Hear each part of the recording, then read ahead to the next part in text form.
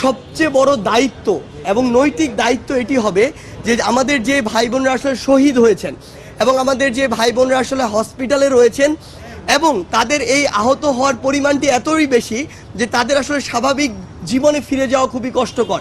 সেই জায়গা থেকে রাষ্ট্রের কিংবা অন্তর্বর্তীকালীন সরকারের উপর সবচেয়ে বড় যে দায়টি বর্তায় যে বাংলাদেশের প্রত্যেকটি প্রান্তের যারা এই সাফারিংসটির সাথে সম্পর্কিত তাদের একটি ক্লিয়ার লিস্ট করা।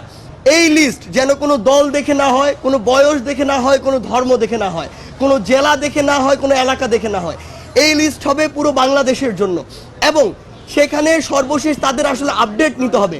কিছু অসুস্থতা রয়েছে যেগুলো 1 মাসের মধ্যে 2 মাস বা 3 মাসের মধ্যে রিভিল হবে বা রিভাইভ হবে কিছু অসুস্থতা, কিন্তু কিছুগুলো রয়েছে তাকে সারা জীবন বয়ে বেড়াতে হবে। সেই জায়গায় ওই লিস্টটি পর্যালোচনা করে এই মানুষগুলো কিন্তু 2024 সালের মুক্তিযোদ্ধা। আজকে আমরা যেমন 2024 সালে দাঁড়িয়ে 1971 সালের মুক্তিযোদ্ধাদের